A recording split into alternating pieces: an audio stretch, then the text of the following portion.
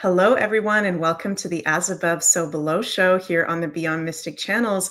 My name is Meg Moonbeam, and I'm here with the lovely Ashala Yardley. How are you doing, Ashala? I'm doing super, Meg. Very happy to be here. Get our weekly tune-up going on. Yes, very happy to be here with you as well. And welcome, everybody. We got people all over the world in the comments. We've got Arkansas in the house. We've got Lake Tahoe, Texas. Thank you all so much for joining us. Intense energies, as we're going to talk about in today's show. Before we get into it, please remember, you guys, to like, share, and subscribe to the Beyond Mystic channels.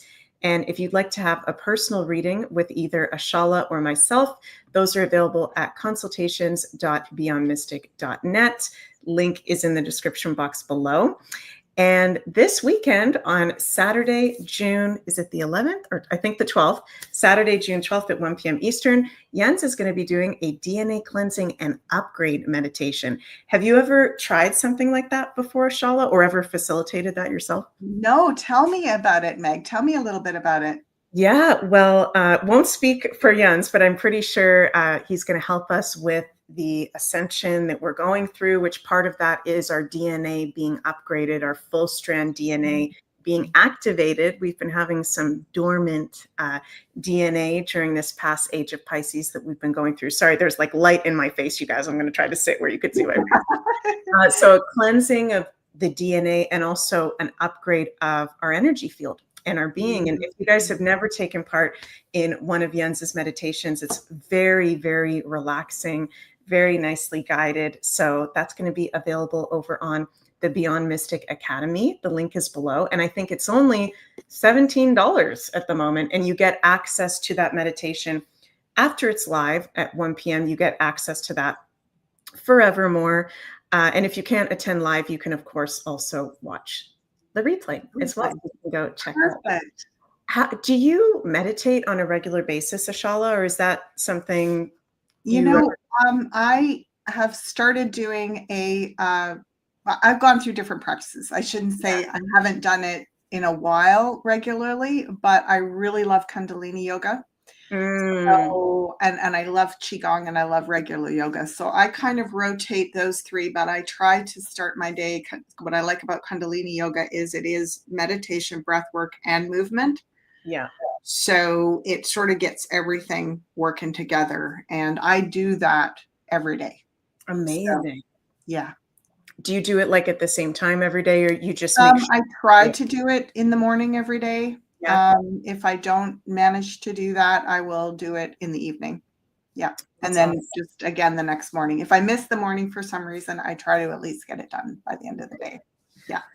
That is fantastic. Yeah, I think I've shared this before online already. I used to meditate like every single day. It was very easy for me to do that. And then as soon as 2020 came around and that whole time, I started to find it a lot more challenging for me personally to meditate and just sit there. But it does help if I have like somebody guiding or some kind of sound frequency going on. So yeah, interesting times for all of us, affects us in different ways. I've done Kundalini yoga a couple times and I loved it. Really cool. Mm-hmm. Yeah. So how are you feeling, Ashala? Just how is life? How are you feeling with the current energies? Are you noticing themes for yourself or with clients at this time? Yeah. So gosh, it's a trick question these days, isn't it? I'm like, yeah, highs and lows, a lot of feeling, this particular week. And I watched your most of it. I watched most of your weekly forecast. Oh, I had cool. just done mine the day before. And we said so many of the same things. I was like, this is awesome. You were like, I had said a lot of those things in the, in the forecast. Then you were concurring with the astrological information, which was awesome. But it was very much this week, this beautiful portal of like, heart opening, being sort of bathed with this like all that Venus energy. And it has felt so far from Saturday, Sunday, Monday, Tuesday. It's felt really comforting and sort of bathing in that positivity. but it almost feels like that kind of preparation for Right. some really intense stuff coming up. Yeah. So it's almost like cleansing before you go into some kind of big big extreme test or something is what it feels like to me. So I've mentioned this to you before, Meg, and like I like the preventative practices, like what we're talking about, having daily practice, and also seeing what's coming in the astrology in my own personal forecast for this year, and going, okay, I've got a rough few months ahead of me. I've got these practices in place now. You know, I've got like my routines with my diet, with my qigong and kundalini yoga, with, you know, therapeutic support, all the different kinds of support, so that I can ride through this and really have an empowered experience and not just get blown out of the water by it. Right, for sure. And I should add that even though I'm not meditating as much as I would like to, I'm finding what I need naturally is to move to deal with the energies. I need to be walking or dancing or doing a strenuous hike. So my body is like wanting to really move through the energy for some reason. So, and that's where all of us are unique, right? Like some of us, maybe there's chanting or singing is what feels really good to help you get through these times. But I think that's so important what you just said there, Ashala. Some sort of daily practice. Yeah, Fire Within says, yes, feels like a preparation time, actually strengthens us, right? Strengthens our aura, strengthens our energy to be able to deal with some of these intensities that can be coming up. Can we do a reading on what is this that we're preparing for? Is this something set in stone? Is this something that's a big likelihood?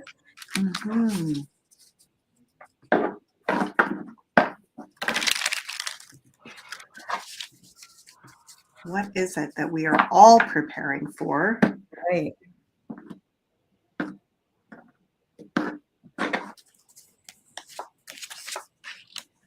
Look at that. It's literally like the meditation card. That's been coming up a lot. That is literally like the preparation. You know, it's taking the time to do the inner preventative, meditative, grounding. So that is in agreement, even in this month, right? Because it's a number 4, we're in the 4th month. So there's something about like this month is a lot of that preparation. Oh, yeah. Well, I guess you could look at this because this is burnout. So you could look at this as potentially another very intense wave of a lot of, you know, what we've noticed about this burnout card is he's not just carrying one heavy burden, like one heavy tree trunk or something. He's carrying all these individual little separate burdens. And part of what makes carrying a whole pile of separate burdens challenging is it's literally just hard to hold on to them, right? Like, you know, if you just have one big thing, it's like, okay, well, I can get a hold of it and lumber along with it, right? But this is like, it's just even hard to control it all. And I feel like this is what is being asked of us right now and over these last, well, several months, even 2 or 3 years. We are carrying so much, like on every level. It's not just in the physical or the emotional or the metaphysical. It's psychological, it's past life, it's trauma, it's like everything, right? So it's the actual full amount of all these different types of burdens that's what makes it so hard. And so we are still needing to carry this for a while longer. And so we're prepping to go another distance without completely burning out. Okay. Look at that. So we, you know, within 7 weeks, say, because this is the 10 wands, which wands are pretty fast. So they're days or weeks. They represent days or weeks. So even like the next 10 days, we're going to go through another big kind of burst of a lot of heavy lifting with all these different parts. And then within 7 weeks, it's going to ease up. And so that feels like we've put down some of those burdens. So we're going to be literally clearing some things in this next 7 weeks that we can let go of permanently, is what I'm feeling. Right. But we've got a little bit more work to do to get to that point. Does that fit with the astrology, Meg? Oh, yeah. This is very interesting, Ashala, because this full moon that we're having on Saturday is one of the most intense of the whole year by far. And not to freak anybody out, but I'm a little bit not concerned. I don't want to use the word concerned, in anticipation around how everybody's going to be doing with this one. Because it's interesting, full moon in Libra, which you wouldn't think is one of the most intense places for the full moon to be, right? Libra is about our commitments, our relationships, committed relationships, beauties, pleasures of life, aesthetic, the arts. It's very creative and social. But what makes this lunation so intense, and we're starting to get into the portal of it now, particularly tomorrow when we wake up on Wednesday, we'll start to be in that full moon portal, the 3 days before and after. We'll have exact Sun conjunct Chiron on that day. And Chiron in an exact opposition to the full moon, with Mars, still that freaking pesky Mars in Cancer, as I've been saying, in a T square to the full moon. So the moon and the sun both squaring Mars at the same time. And Venus, the dispositor of Libra, conjunct Saturn, heaviness. So for those of you who just heard that and thought, okay, what the heck did Meg just say there? Chiron is an asteroid that represents, we call him the wounded healer. And Chiron was discovered in the 70s. And he represents our triggers and pains. And usually Chiron has to do with wounds that we went through in childhood and our healing journey through that.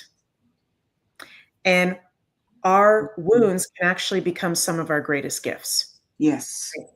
And then with that T square to Mars, again, there's this theme, and we've been talking about this quite a lot, Ashala, of frustration, anger, resentment, classic Mars and Cancer things coming to the surface. So this is a full moon of emotional fireworks and volatility, and we could possibly be feeling burnt out if we aren't doing. So it's interesting how it all relates.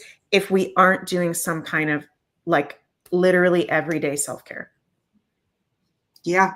Well, that's so interesting, Meg. My daughter and I were just talking, I think it was yesterday, and we were like, because she started doing a couple of these different practices, and then I've started doing another round of the Kundalini yoga.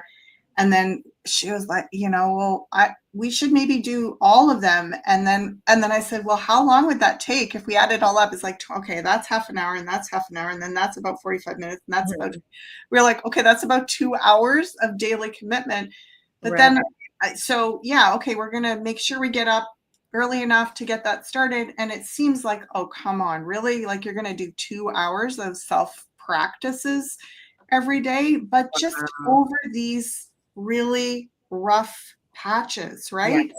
Like instead of just going into freak out and down all the rabbit holes and just grasping at straws online, trying to find answers or soothe ourselves somehow, it's like, okay, let's just take a pause and know these are the things that help us feel, like you said, if it's daily walking, if it's whatever that practice is, I feel like this is the time to root down and say, till this storm passes over, this is how we're going to look after ourselves. Wow. So interesting. And yeah, people are really resonating with this in the comments. And also wanted to say Libra, of course, full moon in Libra is, full moon's endings of relationships, endings of commitments. It's very much about the people we surround ourselves with, what we've committed to. So there could be, for some people, some really intense endings in some relationships or in some commitments. Mm. Or some stuff can come up to the surface, which actually strengthens the bond moving forward.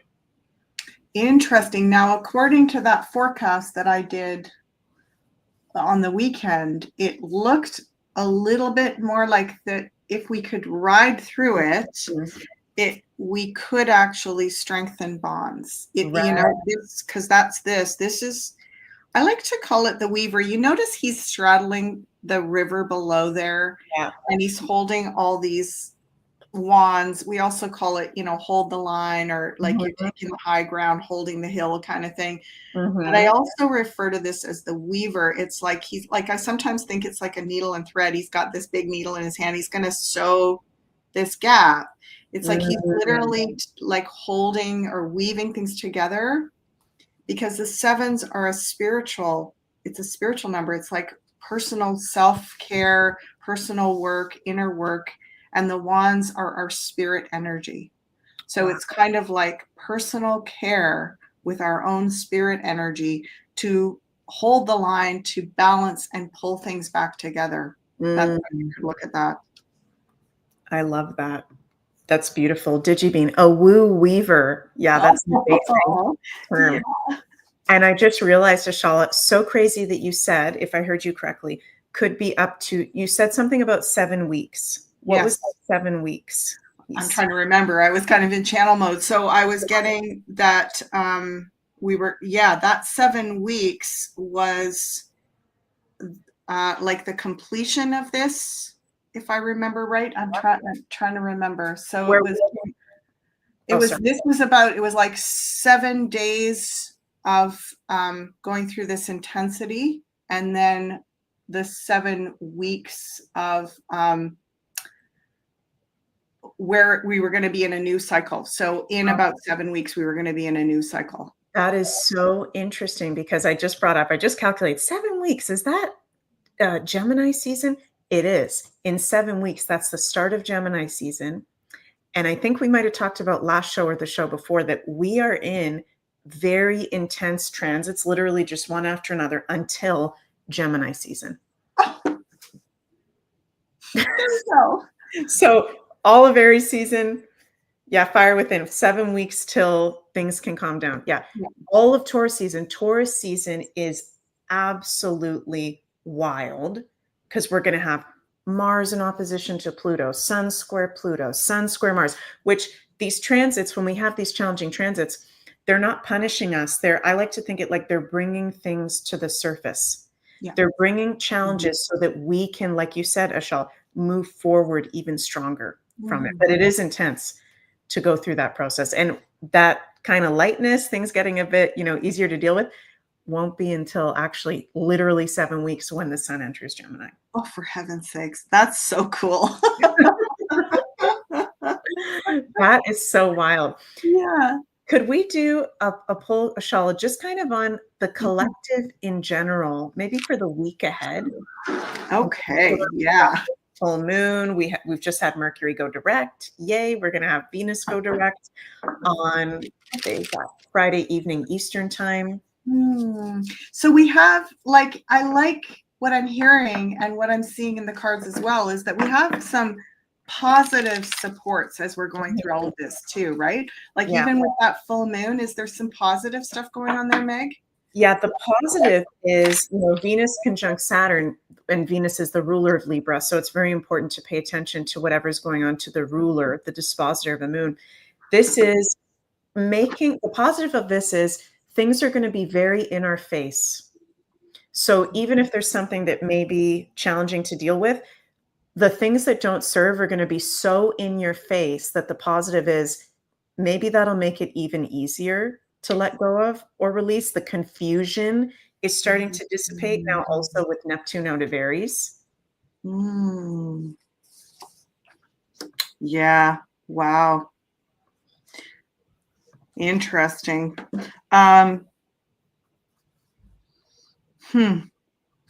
This is a lot more like what we just said.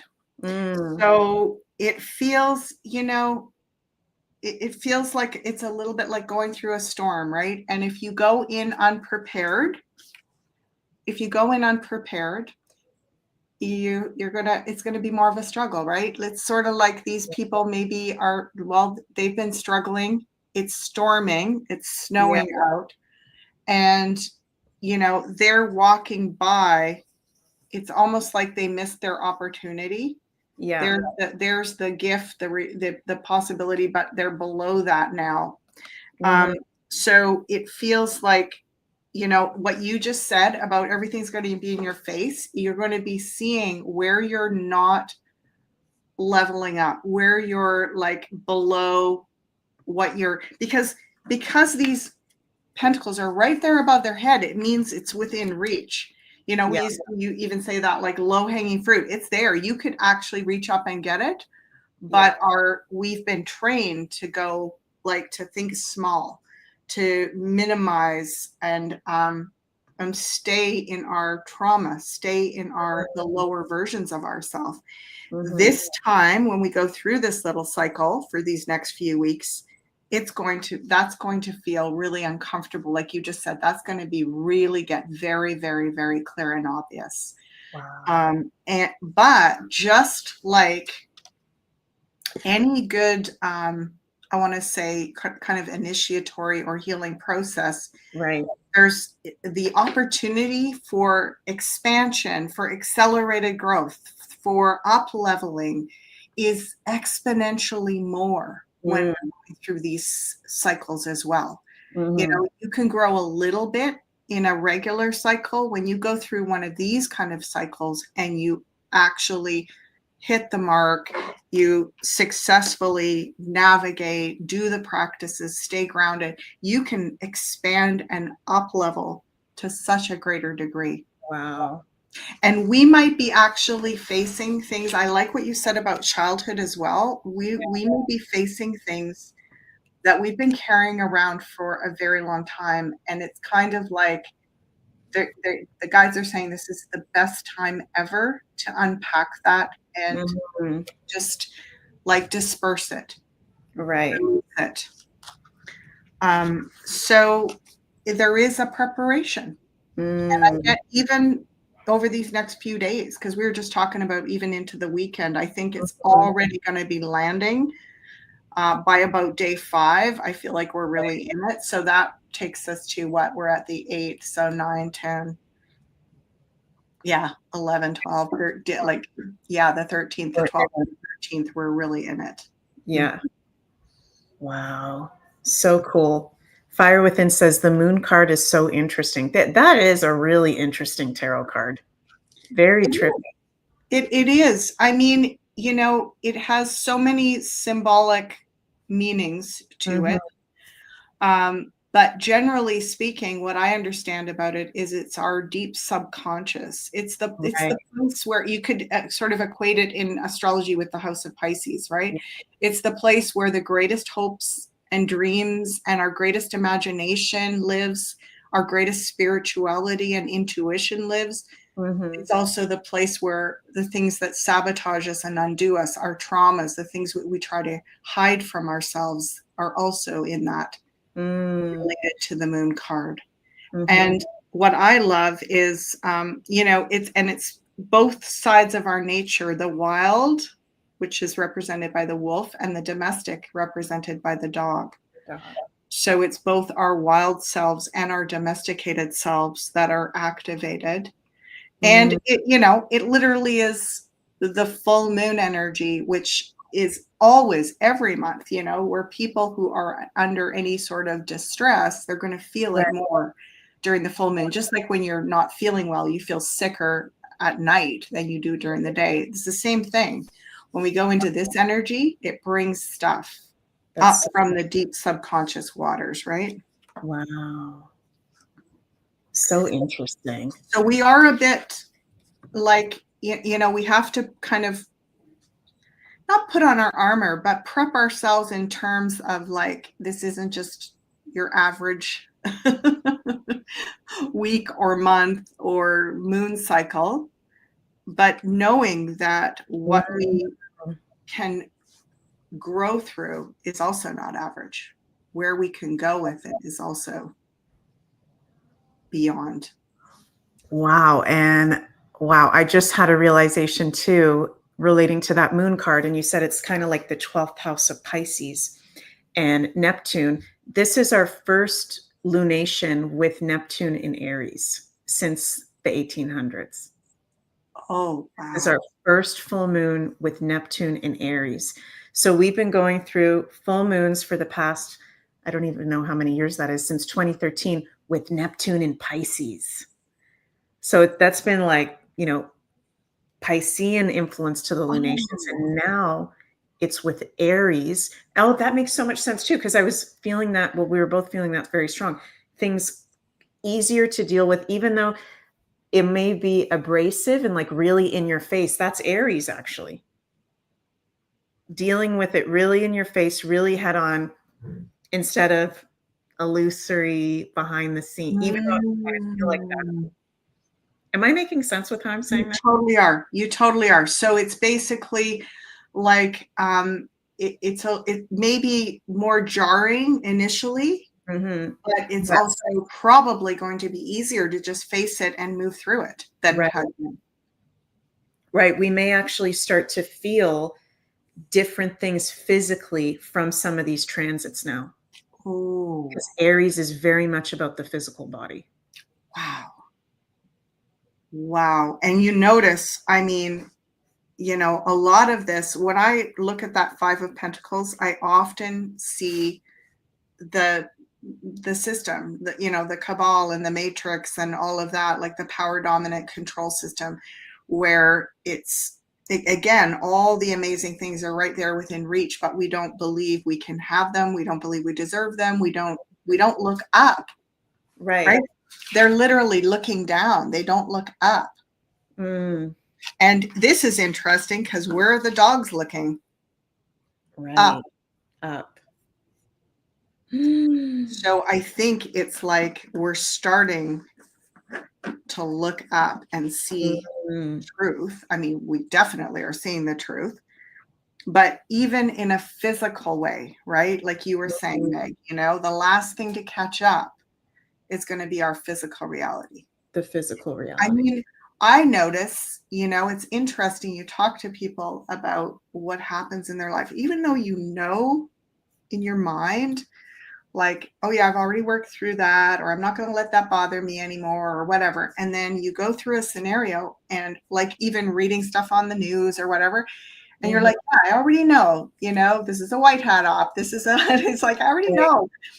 And Yeah. yet we're still all worked up, right? Like so often I talk to clients and they're like, I just can't seem to get the anxiety out of my body, right? It's in Mhm. there. It's like I'm programmed to see something concerning and automatically my body goes, ah.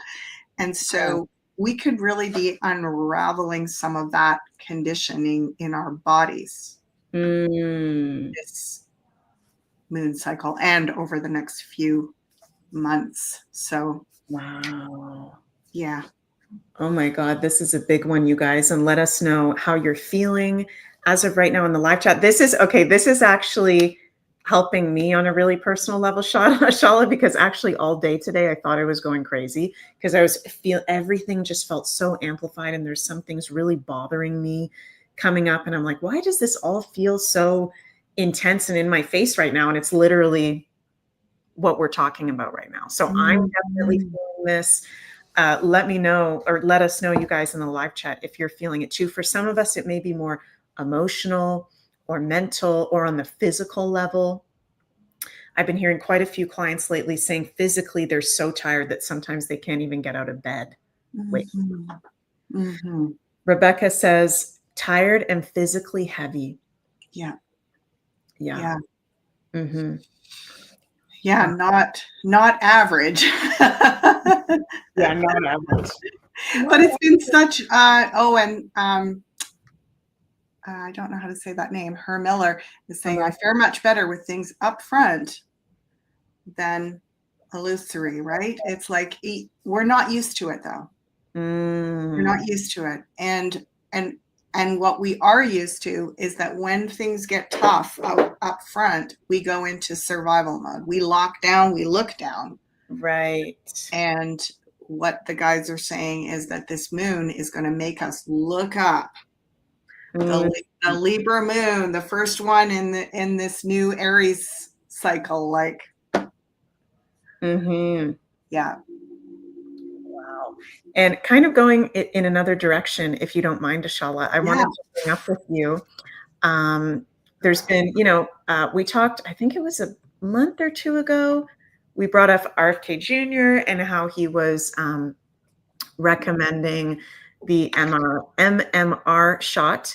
And he did that again on Monday. I saw a tweet. Sorry, you guys, I didn't save it, but somebody close to RFK Jr. that knows him who just tweeted, please be patient with RFK. I've talked to him about the situation.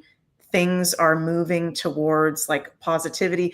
There's so much going on behind the scenes. Do you remember, Shaw, the last time we did a read on that? Yes, I remember that I was saying similarly, something Yes. like that. It was like he had to make a short-term sacrifice to position himself so he didn't get the fallout of the Right. backlash, right? But it's allowing him to maneuver in a better way towards a greater outcome, is what a greater desired outcome is kind of what I was getting. Yeah, for sure. Could we do, and by the way, also very good news, because I think this was yesterday or today, and I'll play this video in a moment.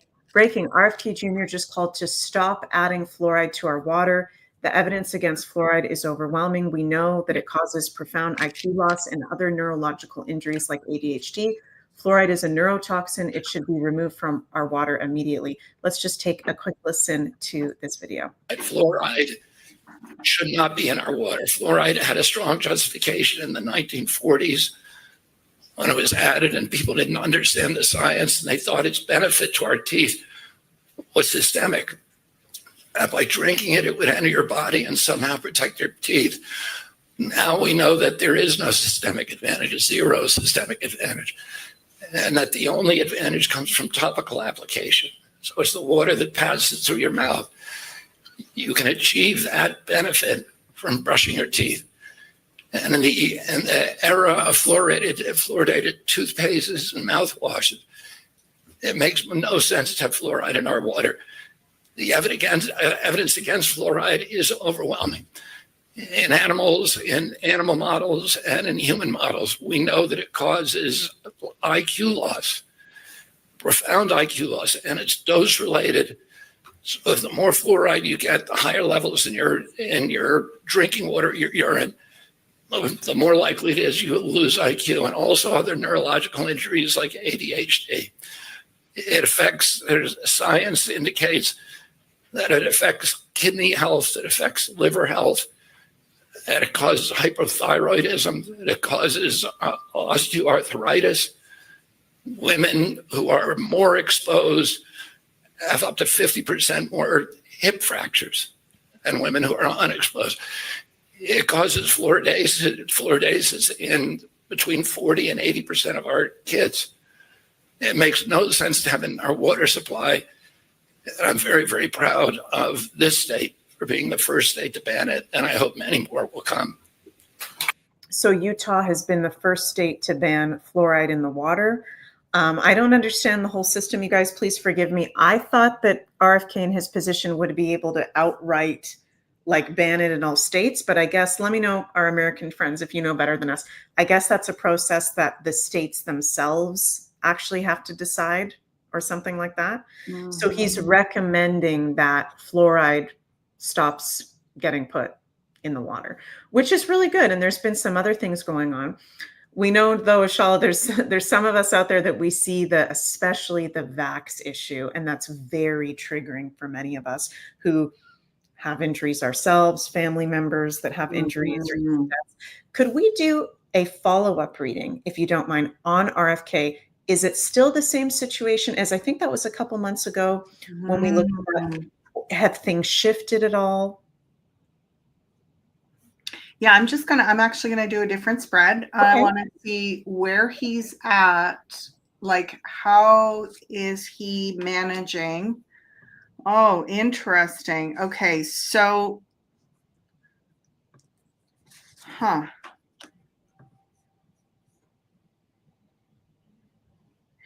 it's He is going towards, he's trying to secure a platform where he starts to generate like, yeah, I would have thought that he could have just done sweeping changes, but I'm almost getting that he was told that he had to win over public opinion.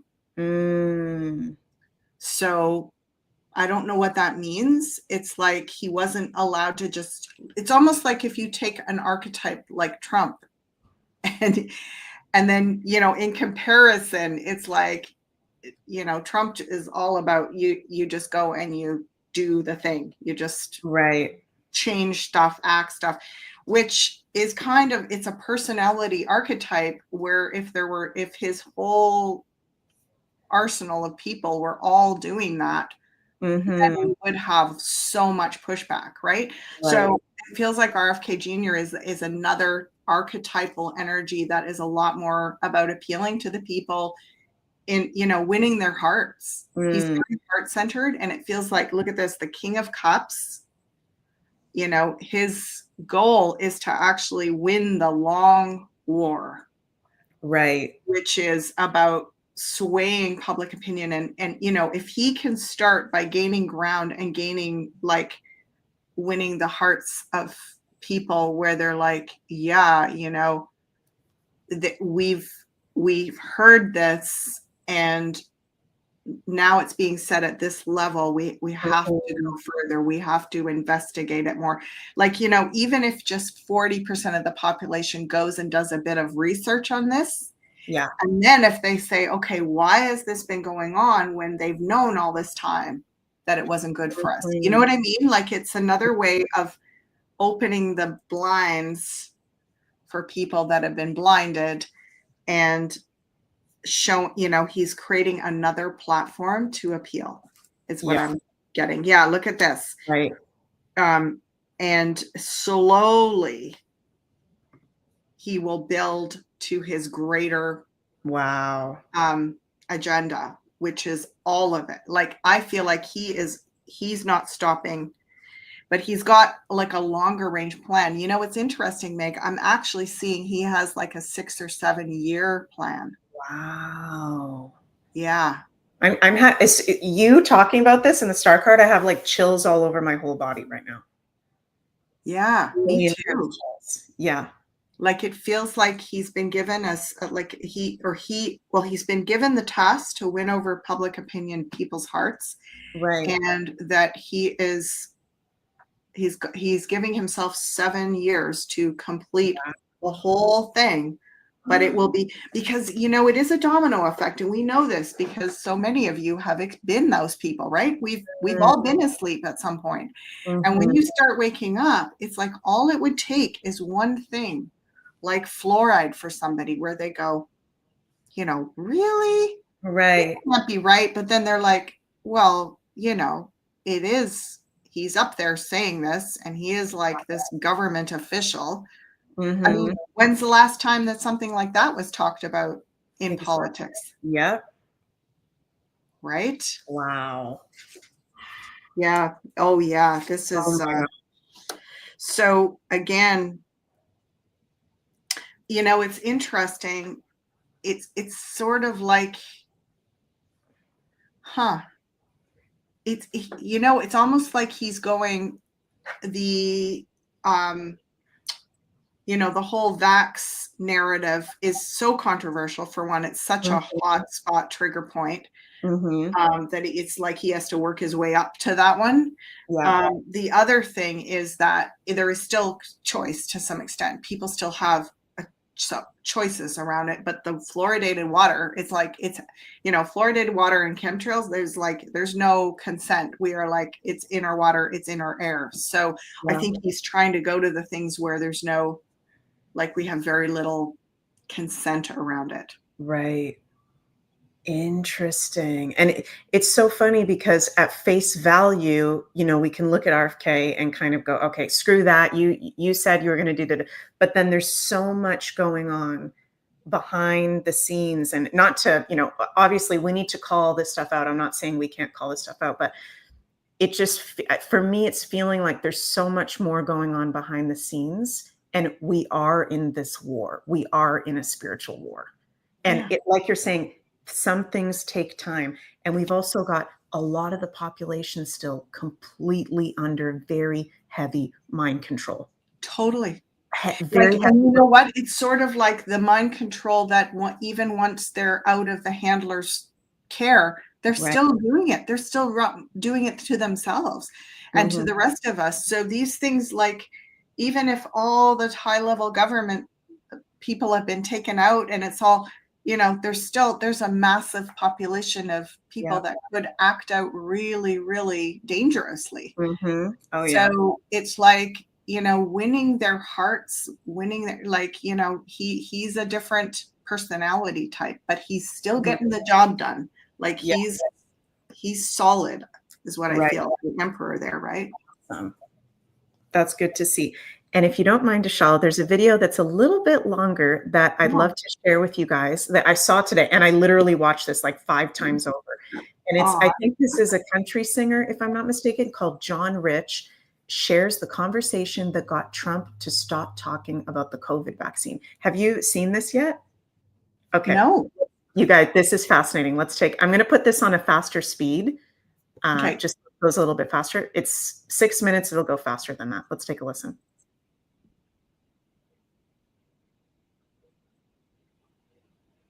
Oh, can't hear it.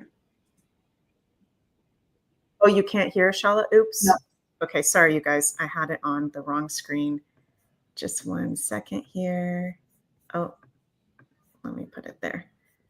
Okay, bring this back up. This one is very interesting. Okay, here we go. We're sitting there, and everybody's eating their food, and President Trump is not president at this time, and he's talking to the senators. He's talking about really important stuff, and I'm just minding my own business going, I don't know how I got in this room. Well, okay. I'm sitting elbow to elbow with him. It's about an hour into dinner. I hadn't said a word, just been listening. And Trump gets through eating, and you've seen him do this move right here. Wherever in the big boardroom, he does this. Okay, that's what he does. He goes, can I ask you a question, John Rich? He never calls me John. John Rich. I look at him, I go, yes, sir. What's the question? He goes, well, you do a lot of big shows. Like, you're an entertainer? Yes, sir. You play for really big crowds? I go, I do. I play for really big crowds for a long time. He goes, well, have you seen these rallies I'm doing? Like, it's 30, 40,000 people. I said, yeah, it's unbelievable. He goes, so here's the question. Why are people booing me at my rallies when I bring up the vaccine? This is the question from the president of the United States. A guy who is very proud at that moment of the fact that he was able to stomp the gas pedal and get that thing out, because he's under the impression this is going to fix the problem. Operation Warp Speed. That's it. Yeah. Okay. So here's a guy who, to his own admission, one of the biggest egos on the earth. Yeah. And he's very proud of this. And I respect him there is no limit. Right. But I'm being asked a very direct question. And so, man, I looked at him and I said, okay, I'm going to tell you the answer and you're not going to like it. He goes, okay, what's the answer? You're going to look at me like this? I said, let me start off by saying this. We, the American people, do not trust the people that you were forced to trust at the time when this was happening. Let's start there. And I said, by the people we don't trust, here's who I mean. The FDA, the CDC, the NIH, the WHO, Fauci, and all the rest of them. I said, Mr. President, we consider them to be a bunch of murderous, depopulationist psychopaths. And his reaction was, that's a good way to start. His eyes are, he goes, unbelievable. Unbelievable. He's stunned. No, he is stunned that I said that. I said, now, let me tell you why they're booing you. I said, because all of them, including me, I said, I would boo you. I would boo you. You really did not. I would boo you. Really? If you brought that up, and here's why. And he's looking at me, and I'm thinking to myself, this is the last time this guy's going to invite me to anything. Yeah. He's never going to call me again. I'm throwing massive shade on a former president's, in his mind, one of his biggest accomplishments. And it dawned on me, nobody had told the man what I was telling him right now, because they all work for him. They all got something to gain from him. They're not going to tell him this because they're not serving him well. I don't work for him. And I think a lot of him, and I want him to understand the truth about it. So I said, here's the problem. Here's why they're booing you, Mr. President, because every human being out in that rally, either themselves or they know someone directly who has been harmed by the vaccine or has even died from it, including me. I said, I got members of my own family who were forced to take it against their will to keep their jobs. And now they've got all kinds of problems, big problems, heart problems, lung problems. And he's looking at me, and he looks around the table and he goes, "This is unbelievable." I mean, he goes, has anyone else heard this? Herschel Walker, he was running for Senate at the time. He goes, "Mr. President, I mean, down in Georgia, my constituents come up at my rallies, and what John just said, man, I hear it every single day." Looks over at Marcia. Marcia's sitting there going, she looks around the table, and then Lindsey Graham, who's sitting across. So you're here, or I'm here. I'm sorry, but you're Lindsey Graham. Sorry, no, you're Lindsey. Lindsey, everybody. Okay. I'm Lindsey. You're Lindsey Graham, and you're me. Okay. As I'm going into the part where I said, even in my own family, I have Lindsey Graham busts in with it swishing his Chardonnay around and said, "Mr. President, if you listen to conspiracy theorists like John Rich, the Democrats are going to take credit for what you did, and they're going to beat you in the next election with it." So I'm looking at Trump, and he's sitting over there, and he does that, and I looked at him and I said, "Do not interrupt me when I'm speaking. Do you understand me?" What? And he looked at me and he goes, "Well, I didn't mean to disrespect you." I go, "Yeah, but you did."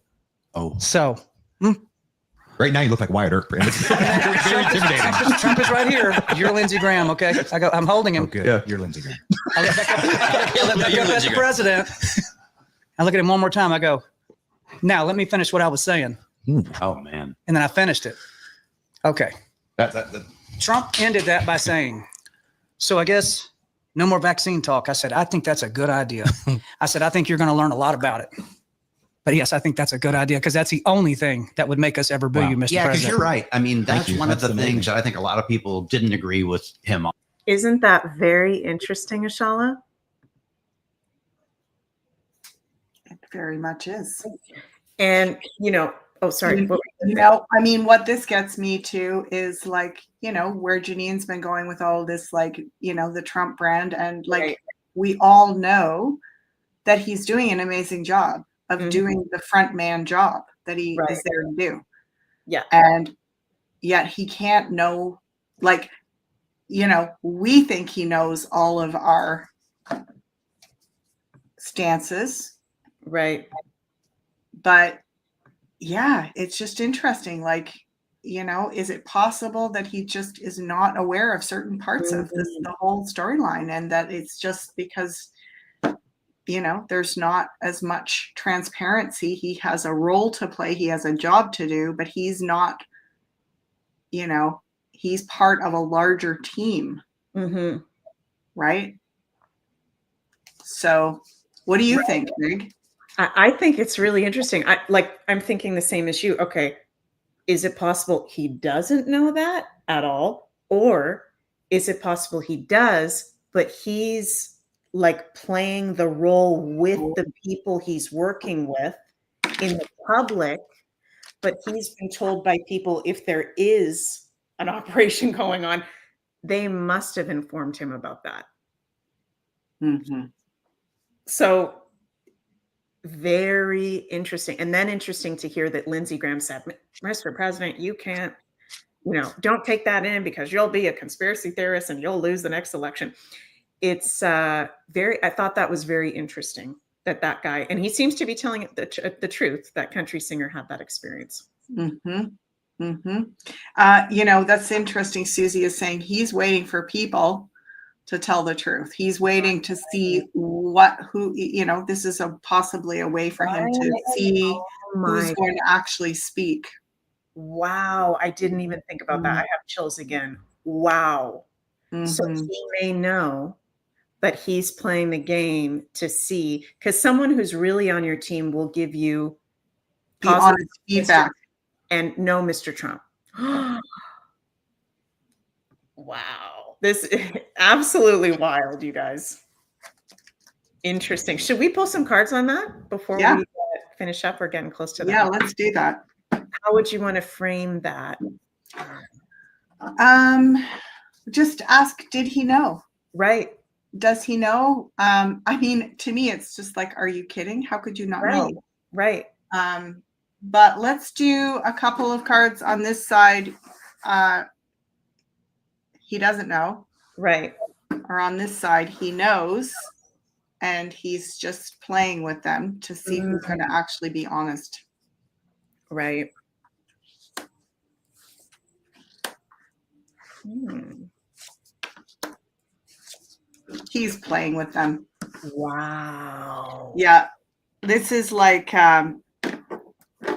again, you know, it's already gone through things have already been shifted. I agree with Ginny. It's already been shifted. He's waiting to see who's going to like be upfront about that or act accordingly, right? And yeah, he knows. Yeah, he definitely knows he's playing dumb, right? That's wild. Right? It's like the breakthrough.